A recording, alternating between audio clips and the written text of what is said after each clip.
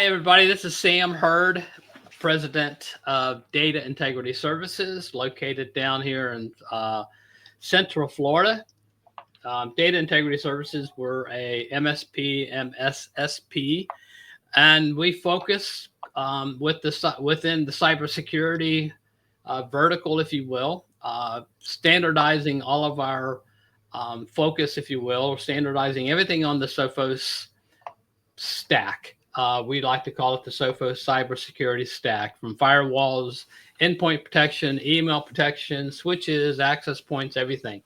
Love it because it's all sitting on one single pane of glass. And I am honored and really blessed to have a good friend of mine, Danny, from the Diocese of San Diego, on board with me today. As a quick intro, Danny, tell me a little bit about you and everybody.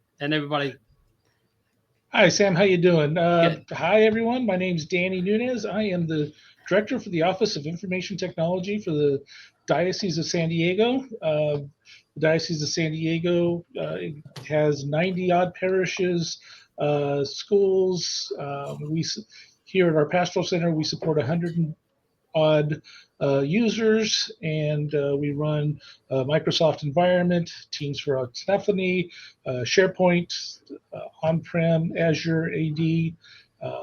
We're pretty much a Microsoft stack there. Yeah. Also, your foundation, your gatekeeper, your lock on the door is based upon a Sophos platform called the MDR, the Managed Detection and Response Services, correct? That's correct. We have Sophos installed on all of our endpoint devices, monitored by the Sophos MDR. That was in place before I arrived here, so we've had it for quite a while, and it has been a rock solid arrow in our quiver, as it were. Yeah. And I know I love the MDR platform from a data integrity MSP point of view, because as you know, Danny, it's a 24/7 threat detection and response service. One of the best, if not the best, in my opinion, out on the market today. It's based upon InterceptX Advanced XDR as the endpoint product. But as probably more important, it has a 24/7 service that's monitoring everything on your network. Now, with that being said, I think you had a challenge or a threat or something happened about a number of months ago. Yeah. Tell me a little bit about that. Well, I'm going to start with a couple of mea culpas, actually. Yeah. I've been with the Pastoral Center since early 2024. I stepped into this role. Prior to being here, I worked in biotech here in the San Diego area. Wow. And we had investigated several MDR options. And to that point, I just hadn't convinced myself that it was the right tool or that the price point was right for the company that I was with at the time. When I stepped into the diocese, we had Sophos, and I said, this is good. I'm glad to have this tool. Let's work on it. And then I got a very, very quick education in February of 2024. If anyone remembers, back in February of 2024, AT&T had a very large outage of their cellular network. Correct. Countrywide. And it's funny because when my phone rings in the middle of the night, I'm a heavy sleeper. I don't always wake up. But this particular night, it was about 2:23 in the morning, according to our incident report. The alarm at my house started going off. And my wife wakes me up and says, why is the alarm going off? And I says, I don't know, let me look. And there was no problem with the house, but the alarm system, which had a cellular connection to the alarm company, had lost signal. And it was beeping at me saying I had lost signal. And 10 seconds later, my cell phone rings. And it is Sophos saying, oh, hey, we detected an intrusion into your network. So they called you, they woke you up at 2:20 something in the morning. 2:23 a.m. Cool beans. Okay, good. Yeah. Yes, they called me and they said, this is Sophos MDR. We've noticed an intrusion in your environment. Bad actors have gotten in. They have actually reset my domain admin password. Ouch. They have infiltrated one of my servers, and they have started to download bad data.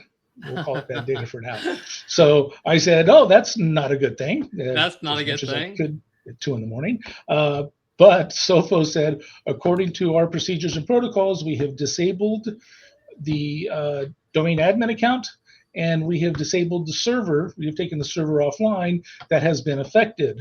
What we need you to do now is we need you to go in, reset the domain admin password, go into your firewall, block the external IPs, the source of the intrusion, which I immediately did.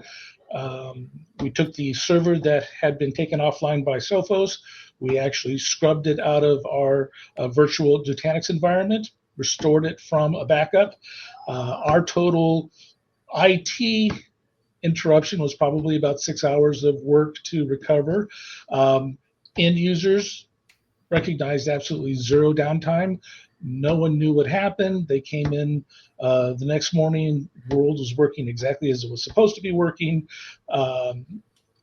I can't tell you how relieved I was. Again, they had the domain admin password. They had compromised the account. They had changed the password. They were going to be able to lock me out.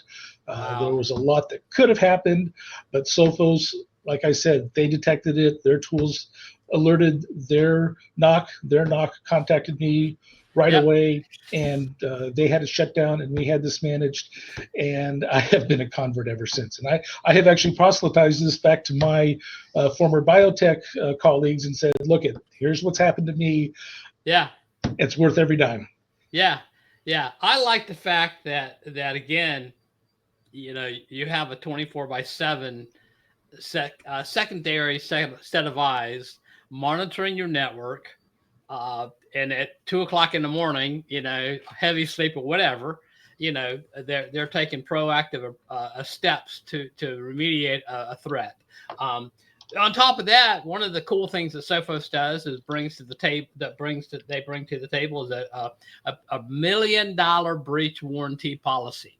So if things really would have gotten bad, they put their money where the mouth is, so to speak, and they back you up with that. That's awesome. So after the fact, are you aware of the fact that they continue to monitor? They would have continued to monitor your network for additional threats from that incident. Yeah, the communication with Sophos was absolutely incredible. I had the phone call. There was a follow-up email. An incident case was initiated. We did follow-up phone calls on a daily basis through the end of the week, monitoring any additional intrusions, monitoring any additional effects that might have happened. It was, like I said, this was a Thursday, and it was a Monday of the next week where we were finally comfortable enough to say, okay, we've patched everything that was affected, and we're up to date on all of the software patches that we think we need to be up to date.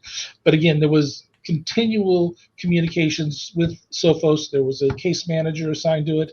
We did daily calls, and it made me feel much better and much more confident that our network was being well cared for. Well, that makes me happy because our clients, the security posture health of our clients is that's the very that's the lead dog in the chain, so to speak. And we definitely want to make sure that the environment that you're working with, that you're supporting, is managed as best as possible. Sounds like Sophos did its job. I appreciate it. In closing, is there any words of advice that you would have done differently? Anything that we would do? I can't emphasize enough the education I got. Again, prior to that incident, I really wasn't sure. I looked at cost-benefit analysis. I looked at trends in the industry, trying to decide how much this was really worth the cost to the organization. I thought that we were well covered with our patch management, and I thought that we were well covered in keeping up with our security posture. But yeah, I can't emphasize enough how important it is to have that extra set of eyes that really saved our network. Excellent. Well, that makes me happy. I mean, very happy, because again, the health of our clients, the stability of our clients, the integrity of our clients is very important to us. And with Sophos MDR as the foundation, if you will, it's great. It's great. It makes me very happy to hear all the above. And sorry, I think you told me you couldn't go back to sleep. You were so excited or something afterwards. I wouldn't say excited. I would say I was. The Really? adrenaline was pumping. How's that? There you go. I love it, Danny. Awesome. All right, then, my friend. Thank you so much. And until next time, you don't hesitate in calling on us. Okay. You got it. Thanks a lot, Sam. All right. Thanks, my friend. Bye. Thank you. Bye.